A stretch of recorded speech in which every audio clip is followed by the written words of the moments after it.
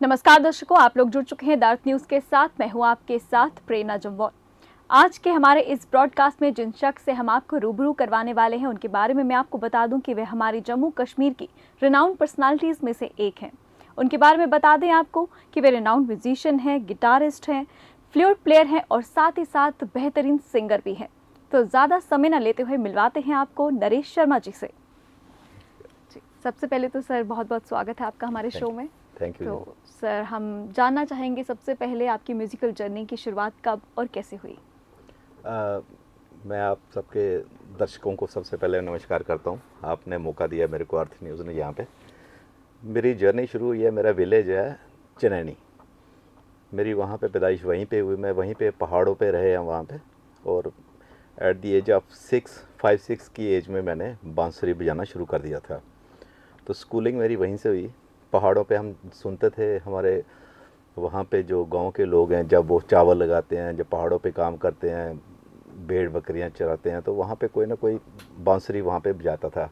तो मेरे को अच्छा लगता था वो। तो फिर मैंने वो बांसुरी उस टाइम पे मतलब अपनी मदर को रिक्वेस्ट की, उन्होंने एक छोटी सी बांसुरी लेके दी मेरे को। मैं वहीं पे बजाता रहा उसको। फिर स्कूल में हम जम्मू में शिफ्ट हो गए, तो 4th-5th में मैं जम्मू में आ गया था। हमारे जम्मू में भी स्कूल में भी बैंड होता था, मैंने उसमें भी पार्टिसिपेट करना शुरू किया वहाँ पे। तो बजाते वहाँ पे हमने काफ़ी इंस्ट्रूमेंट्स बजाना शुरू किए। 10th तक मैं चलता गया। 10th के बाद हम जब बड़े स्कूल में शिफ्ट हुए तो फिर थोड़ा सा हमें गिटार का, म्यूज़िक का शुरू हुआ वहाँ पे। गिटार उस टाइम बिल्कुल नया नया एक सब्जेक्ट था हमारे लिए। वो मैंने शुरू किया, लेकिन कोई सिखाने वाला यहाँ पर था नहीं। तो मैंने गिटार उस टाइम पे घर वाले अफोर्ड भी नहीं कर सकते थे, हम लेना तो दूर की बात, सीखने भी नहीं जाने देते थे। तो फिर मैंने किसी डिपार्टमेंट में काम किया, किसी को बोला मेरे को जॉब दिलवा दो। तो मैंने जॉब की, वहाँ पे मेरे को 2-2.5 महीने काम किया। मेरे को छुट्टियाँ थी उस टाइम पे। मैंने वहाँ से फिर एक गिटार ख़रीदा, मेरे को 600-650 रुपया 3-2.5 महीने की मेरे को पे मिली। तो मैंने सीधे ही इलेक्ट्रिक गिटार ले ली। अब इलेक्ट्रिक गिटार तो ले ली थी, इतनी नॉलेज नहीं थी कि ये इलेक्ट्रिक गिटार जो है इसके लिए एक स्पीकर चाहिए होता है पूरा, जिसके साथ स्पीकर तो आ नहीं सका। 500 रुपये की गिटार थी वो। तो फिर हमने थोड़ा वेट किया। फिर करते करते मेरे घर में एक छोटा सा रेडियो होता था, मैंने उसको थोड़ा सा किसी को जाके दिखाया। मैंने कहा स्पीकर तो इसके बीच में भी है, अगर आप इसमें से कोई कर सकते हो कोई जुगाड़। तो फिर उसने मतलब किया, उसने दुकानदार ने मेरे को स्पीकर की एक लीड लगा के दी, उसमें स्पीकर में आवाज़ आ गई। फिर 2-3 साल वही मैं चलाता रहा। तो सीखना ऐसा था कि मैं यहाँ पे जम्मू में अपने सरस्वती संगीत विद्यालय यहाँ पे कच्ची छावनी में, उनके पास भी गया सीखने के लिए। वो सिखाते थे क्लासिकल, एक ही स्ट्रिंग के ऊपर। मैंने देखता था कि इसमें 6 स्ट्रिंग्स होती हैं, 6 का कोई कुछ ना कुछ तो पर्पज़ है इसका। फिर मैंने किसी फॉरेनर को देखा जम्मू में गिटार बजाते हुए, वो बजा रहा था, कहीं जा रहा था, मैंने उसको देखा गिटार उसने कैरी की हुआ है। मैं उसके पीछे पीछे चला गया, तो फॉलो किया उसको। और मैंने उससे पूछा, मैंने कहा ये गिटार है? कहता हाँ। क्या वही उसने मेरे को पूछा do you know how to play? मैंने I don't know how to play. मैं कहा प्लीज़ आप प्ले करो, दिखाओ। जब उसने गिटार प्ले की, उसने कॉर्ड्स प्ले किए, तो मेरे को बड़ा एक एक्साइटमेंट लेवल मेरा बड़ा हाई हो गया। मैंने कहा यार ये तो सही बेसिक गिटार तो ये है। एनीवे उसके पास तो इतना टाइम नहीं था, वो श्रीनगर चला गया। जब वापस आया फिर मैंने उससे रिक्वेस्ट की, फिर उसने मैंने 2-3 लेसन दिए। फिर उसने मेरे को एक बुक रिकमेंड की थी, वो बुक से मैंने थोड़ा फॉलो किया, लेकिन वहाँ से भी पूरा इतना समझ आता नहीं था। आपने ओवरऑल अगर हम बात करें तो आपने जो भी सीखा है आपकी खुद की मेहनत जी है। जी जी जी। बजाता था बहुत गलत बजाता था मैं। जब मैं कॉलेज में पहुंचा, कॉलेज से जब हमारे इंटर कॉलेज कंपटीशन होते थे, जब मैं बाहर जाता था, लोगों को देखता था बजाते हुए, बजाता मैं भी वही चीज़ था, वो भी बजाते थे, लेकिन मेरा स्टाइल बजाने का थोड़ा फिंगर्स स्टाइल गलत था मेरा। वो मैंने थोड़ा उसको ठीक किया, इम्प्रूव किया अपने आप को। फिर करते करते मैं कॉलेज में 1st 2nd 3rd मतलब फर्स्ट डे बाय डे आप हाँ एक हाँ प्रोफेशनल बन जी जी जी। फिर उसके बाद प्रोफेशनल नहीं कह सकते, प्रोफेशनल बनना चाहता था। लेकिन कुछ ऐसे हालात थे, फिर मैं मतलब अब जब यूनिवर्सिटी में पहुंचा, यूनिवर्सिटी के बाद मेरा जम्मू में काफ़ी नाम हो गया, उस टाइम बहुत फेमस हो गया मैं। बट सर आज की डेट पे अगर हम बात करें तो मैं अपने दर्शकों को भी बताना चाहूँगी कि आज सर हमारे सामने जो है वो फ्लूट किंग के नाम से जाने जाते हैं। तो सर अगर हम फ्लूट की बात करें, ये तो हुई गिटार की बात, आपने बताया कि गिटार के लिए काफ़ी टफ रहा आपके लिए, बहुत मुश्किलें आई आपको, लेकिन फाइनली आपने अपना उसकी तरफ जो है पूरा कंट्रोल कर लिया। तो सर फ्लूट के लिए अगर हम बात करें तो फ्लूट कितना मुश्किल रहती है बजाना? फ्लूट का ऐसा है कि फ्लूट मैं बचपन से तो बजाता तो था, लेकिन इसको मैं कंटिन्यू नहीं कर पाया था। मैं 10th के बाद मैं दिल्ली चला गया था, नहीं सॉरी कॉलेज के बाद मैं यूनिवर्सिटी दिल्ली चला गया था, और प्रोफेशनली मैं चाहता था फ्लूट में जाऊँ। यहाँ पे पंडित ओमकार नाथ जी थे, यहाँ पे रैना साहब थे, मैं उनके पास गया सीखने के लिए। उन्होंने मेरे को फ्लूट्स का बेसिक्स सिखाए मेरे को, जो क्लासिकल था। लेकिन दिल्ली में फिर पंडित अमरनाथ जी के पास गया, वहाँ पे सीखना शुरू किया। वहाँ पे 4-6 महीने मैंने बजाया, लेकिन कुछ घर की कुछ ऐसे अनफॉर्चुनेटली मेरे ब्रदर थे, उनकी डेथ हो गई, मेरे को वापस आना पड़ा।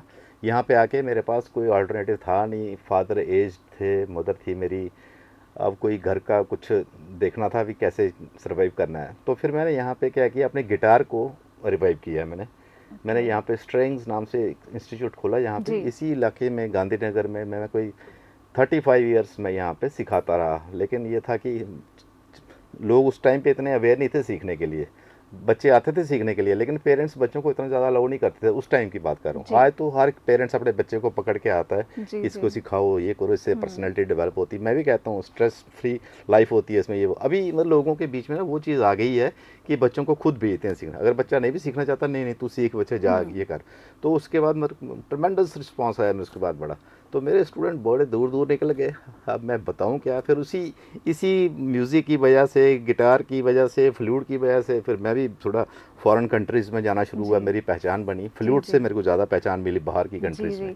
सर जिस तरह से आप यहाँ पे तो शोज़ करते हैं इंडिया में, आउट ऑफ इंडिया में अगर हमारे इंडिया को रिप्रेजेंट करना, खास तौर पर जम्मू कश्मीर को आप रिप्रेजेंट करते हैं, तो आपको कितना प्राउड फील होता है? स्पेशली हम बात करें, आपकी फैमिली को कितना प्राउड फील होता है जब आपको इस मुकाम पर देखते हैं? इनिशियली मेरी फैमिली कहती थी बेटा तू पढ़ेगा तो कुछ बन जाएगा, अगर तू यही म्यूज़िक में रहेगा, इसमें रहेगा तो बर्बाद हो जाएगा। तो मैं अपनी माँ को चैलेंज करता था कि मैं आपको बताऊंगा कि मैं इसी की वजह से आगे निकलूंगा। पैशन था ना, जुनून था मेरे को जी। तो जब मैं अवार्ड्स लेके घर में आता था, जहाँ लोग मेरे पेरेंट्स को कहते थे आपका बेटा तो बहुत दूर पहुँचा, उसका देखो, उसमें हम टीवी में देख रहे हैं, उसका उसमें आ रहा है, गाना आ रहा है, ये आ रहा है, वो रहा। तो उस टाइम पे उनको लगता था कि हाँ ठीक है, फीलिंग, कितनी प्राउड फीलिंग बहुत होता था जी। तो फिर मैं बॉम्बे में चला गया, फिल्म इंडस्ट्री में रहा। वो एक बहुत लंबा सफ़र है मेरा। वहाँ पे मैं काफ़ी अच्छे म्यूज़िक डायरेक्टर्स के साथ भी काम किया। फिर वापस आया, फिर दुबई चला गया, रशिया चला गया, फिर उसके बाद मैं अमेरिका में सफ़र जारी रहा। अमेरिका में परफॉर्म किया। अब आजकल मैं ज़्यादातर ऑस्ट्रेलिया में हूँ, मेरे बच्चे वहाँ पे हैं। मैं वहाँ पे जाके ऑस्ट्रेलिया में फ्लूट गोरे मेरे से सीख रहे हैं, मैं उनको सिखाता भी हूँ, और वहाँ पे उनके साथ मेडिटेशन। तो सर कैसा रिस्पांस मिलता है बहुत फ्लूट का तो ट्रेमेंडस रिस्पांस। तो सर हमारे दर्शकों के लिए भी एक धुन हो जाए? हाँ जी मैं आपको सुनाता हूँ। आपको कौन सी सुनाऊँ, बड़ी वाली सुनाऊँ, कोई छोटी वाली सुनाऊँ, जैसे आपको सर जैसे आपकी इच्छा हो सर, हमारे दर्शकों के लिए। बड़ी फ्लूट, इससे भी बड़ी बड़ी आजकल मैं बजा रहा हूँ। मेरे को बड़ा अच्छा फील होता है जब मैं ये बजाता हूँ फ्लूट। तो मेरे को एक फीलिंग आती है कि एटलीस्ट मैंने अपनी लाइफ में आके फ्लूट का जो सही जो लुत्फ़ है ना, मैंने ये इन फ्लूट्स में जो फीलिंग्स आती है ना, उसका बहुत एक मतलब महत्व है इसमें। तो इसको मैं जब बजाता हूँ तो मैं सुबह आलाप करता हूँ, जहाँ कुछ भी मैं करता हूँ, तो मेरे को एक बड़ी फीलिंग आती है फ्लूट की ना। तो मैं आप में कुछ सुनाता हूँ जी।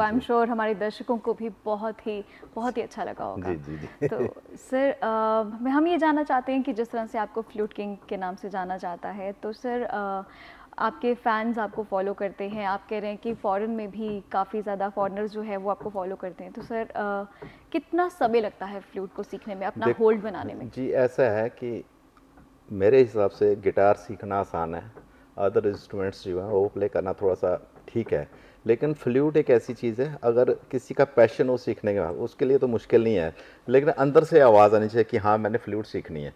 तो फ्लूट में क्या है कि इसमें पेशेंस बड़ी चाहिए। आप गिटार में इमीडिएट आपको रिजल्ट मिल जाएगा। आप गिटार सीखना चाहोगे, आज मेरे पास आप लेसन लोगे, कल मैं आपको उसमें गाना करवा सकता हूँ, क्योंकि वो बिल्कुल सामने आप देख के उसमें कर सकते हो। ये पता क्या है इसका फ्लूट क्या है कि इसको आपने लेना है, पहले तो सबसे पहले तो 2 महीने तो सारी फूक लगाने में ही सेट करने में लग जाता है। अच्छा। उसके बाद फिंगर्स चलाना, इतनी देर में जी। पेशेंस नहीं होती है लोगों के पास कि इसको कंटिन्यू स्पेशली अगर हाँ, हम यूथ की बात करें हाँ, तो यंगस्टर्स में आई डोंट थिंक सो कि आज इतनी उनके पेशेंस पास होगी। इतना टाइम भी नहीं है। पेशेंस मेरे पास आते हैं, मेरे पास मेरे ख्याल में मैं आपको बताता हूँ, मेरे पास रिकॉर्ड है, मेरे पास 17,000 स्टूडेंट्स ने सीखा है गिटार। ओके। और फ्लूट मेरे ख्याल में 6 या 7 लोगों ने सीखा है। कितना और डिफरेंस मैंने है। बोला कि आओ मेरे से, और मैं फ्लूट फ्री ऑफ कास्ट सिखाना भी चाहता हूँ, मैं सिखा भी सकता हूँ, मेरे पास टाइम भी है, लेकिन फ्री भी कोई आके सीखता नहीं है। जब 2 दिन पेशेंस लेवल नहीं है 2 4 6 दिन आएगा, उसके बाद मेरे दोस्त बड़े बड़े अच्छे दोस्त हैं मेरे पास आते हैं, मैं क्या पैसों की बात छोड़ो, आप सीखो, थोड़ी प्रैक्टिस करो, लेकिन रियाज तो करो, कुछ बजाओ तो सही।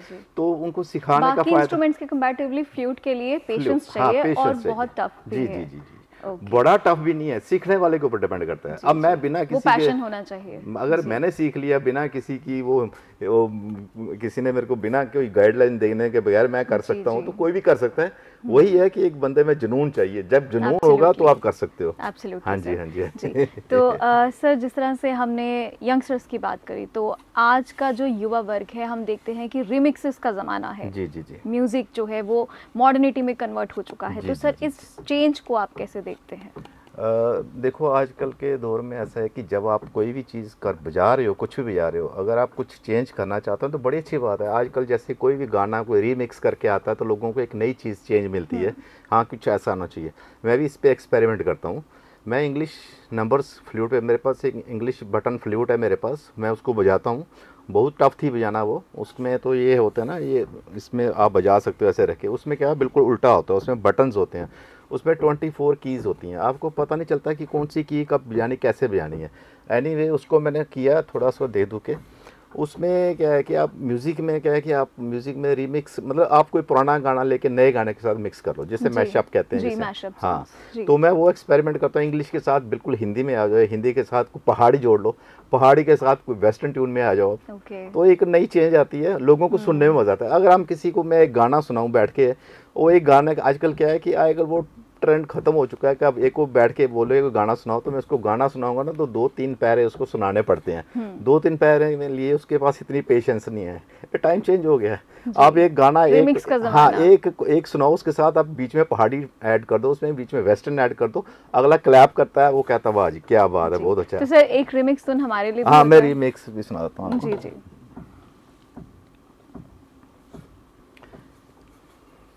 एक पहाड़ी सुनाता हूँ, पहाड़ी के साथ में एक आपको वेस्टर्न नंबर, फिर हिंदी में ले आता हूँ साथ में जी।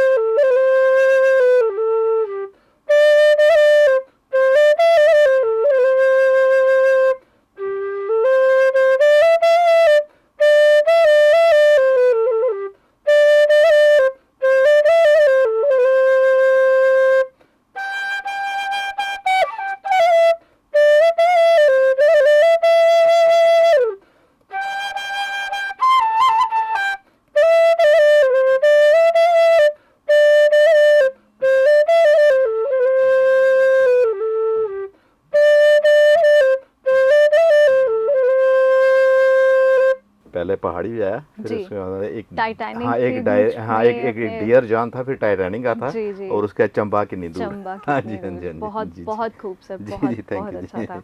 तो सर जिस तरह से आज आप इस मुकाम पर हैं, आपकी फैमिली को आपको बहुत प्राउड फील होता है, तो सर आप अपनी सफलता का श्रेय किसे देते हैं? सफलता का श्रेय तो मैं अपने पेरेंट्स को देता हूँ, अपनी वाइफ को देता हूँ, अपने बच्चों को देता हूँ। बच्चे मेरे को बहुत इनकरेज करते हैं।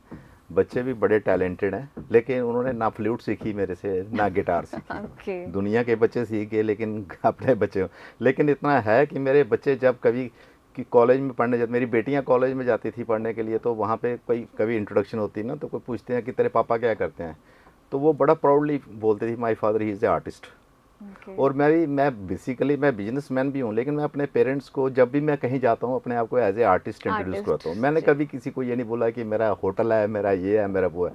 उससे क्या होता है कि आपको ना एक थोड़ी सी अगले में ना अट्रैक्शन हो जाती है, वो पूछता है क्या करते हो आप, तो जब मैं याद सुनाता हूँ, फिर अच्छा मेरे को बताओ कौन कौन सा, फिर मैं उनको अपना नंबर देता हूँ, यूट्यूब नंबर देता हूँ, अपना चैनल का नंबर बताता हूँ, फिर उससे ओके। देख के वो पूरा मेरा हिस्ट्री देख सकते हैं कि जी, जी, किस जी। लेवल का ये है। तो आजकल तो बहुत इजी है ना, अगर आप अपना, जैसे मेरा एक यूट्यूब चैनल है, मैं आपको बताता हूँ अपने दर्शकों को, @YouTube @नरेश फ्लूट, ओके। ये मेरा यूट्यूब चैनल है। ये मैंने 4-6 महीने पहले स्टार्ट किया था, 4-5 महीने पहले। ओके। उससे पहले क्या था कि जब कोरोना टाइम था, जब फ्री थे घर में, तो मेरी एक फ्लूट बड़ी वायरल हुई थी। वो कोई मेरे ख्याल 60,000 लगभग उसके व्यूज़ थे, लेकिन वो फ्लूट बजाई मैंने थी, लेकिन किसी ने उसको पोस्ट हाँ किसी ने पोस्ट उसको कर दिया। पोस्ट किया, मैं भी नहीं जानता था, कोई वहाँ का था, उत्तराखंड का कोई था। उसने क्या किया, मेरी उसमें उसने लिखा था one of the best flute, Uttarakhandi flute. और मैंने जो पोस्ट की थी वही यूट्यूब पे, उसमें 4-5-6 हज़ार के लगभग उसमें थे जो उसमें व्यूज़ थे या लाइक्स थे। मैंने कोरोना टाइम पे घर में देखा, मैंने कहा ये 60 लैक्स कैसे हो गई है। जब मैंने देखा ऊपर लिखा हुआ उत्तराखंडी फ्लूट, जब नीचे कमेंट्स पढ़े तो हज़ारों के हिसाब से कमेंट आए हुए हैं। तो उसमें लोगों ने, कुछ जम्मू के लोगों ने उनके साथ थोड़े वो किया, आर्गूमेंट किए हुए हैं कि ये जम्मू का बंदा है, आपने जी, फ्लूट जी, कैसे जी। बजा रहे हो, कैसे बता रहे हो उत्तराखंडी, ये डोगरी पहाड़ी फ्लूट बजा रहा है, ये पहाड़ी गाना बजा रहा है। तो मैंने उस बंदे से कोशिश की, मैंने भी उसको मैसेज भेजे, मैं कहा यार आप मेरे से बोल लेते, मेरे से ले लेते, कोई बात नहीं। बट एनीवे बड़े लोगों ने मेरे को बोला कि सर वो पैसे कमा रहा है। मैंने कहा चलो यार पैसे कमाने दो उसको, एटलीस्ट शक्ल मेरी है, चेहरा मेरा है, जी, फ्लूट मैं हुनर बजा रहा आपका है, हूँ, आपका हुनर आपसे कोई कमेंट छीन मेरे नहीं को आ रहे सकता। होते, एक आर्टिस्ट को जी। इससे बढ़िया क्या चाहिए। मैं कहा पैसे Absolutely. कमाने दो उसको। लेकिन 60 लैक्स अगर लोग, ये कोरोना के टाइम पे, Okay. आज तो बहुत दूर चले गए, बाद में उसका चैनल कहीं किसी ने, उसने कोई और भी किसी के साथ ऐसे ही किया, तो उसका चैनल खत्म हो गया उसका। उसके अलावा भी एक दो जगह और भी मेरी फ्लूट्स हैं, बड़ी दूर तक पहुंची हुई हैं। मैंने सोचा क्यों ना मैं अपना चैनल शुरू करूं, तो हाँ। ये मैंने शुरू किया है। जी। उसमें मैं गिटार भी और फ्लूट के भी फ्लूट्स भी आता हूँ उसमें। हाँ जी। ओके सर, बहुत अच्छी बात जी, है। जी, तो जी। सर जिस तरह से हम आपको बताना चाहेंगे, हमारे शो में हम एक छोटा सा सेगमेंट रखते हैं, रैपिड फायर। जी, जी। So shall we start? हाँ जी। Do you prefer to start your day with tea और coffee? Tea. Okay. Type of music you like the most? I like western symphonies. Okay, so if you could change anything about the music industry, what would it be? I will introduce folk instruments. सबसे ज़्यादा मेरे को लगता है कि मैं That's folk very great. Instruments उसमें जी, करूँ, okay. ट्रेडिशनल। ठीक है। Rate them according to your preference. Lata Mangeshkar, Sonu Nigam, Jagjit Singh, Kishore Kumar. Kishore Kumar. Okay, then after that? Lata Mangeshkar. Okay. Lata Mangeshkar तो सरस्वती की देवी है, वो तो है ही है ना। जी, एज ए जी। मेल मेंबर होने के नाते जो मैं गाने प्रेफर करता हूँ, जो गाता हूँ, Kishore Kishore Kumar. Kumar is my favourite. Okay, okay, okay, great. So, what is your favorite song to perform? बहुत से सॉन्ग्स हैं। कुछ मैं पर्टिकुलर, कुछ एक दो, कुछ गाने, कुछ। किशोर कुमार के गाने। Okay. जी। Which famous musicians do you admire? R.D. Burman. Okay. What is the best compliment you've ever received in your career? Compliments बहुत मिले हैं, लेकिन कोई ऐसा? कुछ मैं बता नहीं सकता। बड़े लोग कमेंट करते हैं, कम्प्लीमेंट देते हैं मेरे को, वो कहते हैं कि is very humble, very polite, very decent, मतलब बात करने में ये। तो मैं सोचता हूँ कि शायद अच्छी बात अगर ऐसा है तो। That's great. So, have you ever participated in any reality show? नहीं, मैंने कभी नहीं किया। तो सर कभी सोचा जज है बन के कभी? जाता हूँ रियलिटी शो में। Not as a participant. Okay, नहीं कभी अपनी स्टार्टिंग जर्नी डेज में? नहीं, उस टाइम पे मैं कंपटीशंस में जाता था, मतलब हमारे शोज होते थे, मैं परफॉर्म करता था वहाँ आपको कभी वो नर्वसनेस कभी फेस करनी पड़ी? नेवर, मतलब बहुत रिलैक्स माइंड बड़ा होके आप जाते थे? कॉन्फिडेंटली बिल्कुल। जी ठीक है। So what's the best piece of advice you will give to the beginners who want to make career in music? मैं उनको यही कहूँगा कि अगर आप इसको अपने इस फील्ड में अगर आप आना चाहते हो, आजकल काफ़ी लोग अपने इस प्रोफेशन को बना रहे हैं, इसको ले रहे हैं, तो उसमें थोड़ा पेशेंस रखो, हिम्मत रखो, और definitely you will get success. आप कामयाब होंगे, मन में रखो इसको कि करना है। मगर मेरा जैसा गांव का बंदा आके यहाँ पे अगर स्टैंड हो सकता है, तो आप क्यों नहीं, आप यहाँ से उठ के अमेरिका में स्टैंड हो सकते हो। Why not? सो बस एक डेडिकेशन होनी चाहिए। जी जी जी। Okay, describe yourself in 3 words. अब मैं अपने बारे में क्या बोलूँ? I am the best. Okay, so ठीक है, यहाँ पे हमारा ये रैपिड फायर खत्म होता है। So last but not the least sir, हम आपसे एक मैसेज लेना चाहेंगे हमारे सभी दर्शकों के लिए। मैं सब दर्शकों को से यही कहता हूँ कि ये लाइफ जो है ना, ये एक बहुत मतलब कहते हैं कि पता नहीं कितने जीवन क्रॉस करके हम इस दुनिया में आते हैं। इस अपनी इस ज़िंदगी को एक सफल बनाओ, एक दूसरे से प्यार करो, नफ़रत किसी के मन में होनी चाहिए, और अपने अपने अपने काम से काम रखो, और अपने आगे पीछे सर्कल में एक प्यार और मोहब्बत से रहो। यही मेरा एक मैसेज है। तो बहुत बहुत अच्छी बात है। तो सर ऐसा हो ही नहीं सकता, जिस तरह से मैं आपको भी बताना चाहूँगी कि सर आपने स्टार्टिंग में जिक्र किया कि आप पहाड़ों से हैं, तो आप चेन्नई से, Sudhmahadev, such a beautiful place it is. ठीक है, तो सर ऐसा हो ही नहीं सकता कि हम आपको एक पहाड़ी म्यूजिक धुन सुने बिना आपको जाने दें, तो एक पहाड़ी धुन। हाँ जी। मेरा बचपन तो वहाँ पे गुजरा। मेरा अभी भी ऐसा है कि मैं अभी भी पहाड़ों पे जाना प्रेफर करता हूँ। मैं महीने में 1 बार 2 बार जरूर जाता हूँ, खासकर सुद्धमहादेव में, अपने पीस के लिए। हाँ जी, सुद्धमहादेव में मेरे को इतना एक क्रिएटिविटी मिलती है जब मैं पहाड़ों में जाके बैठता हूँ।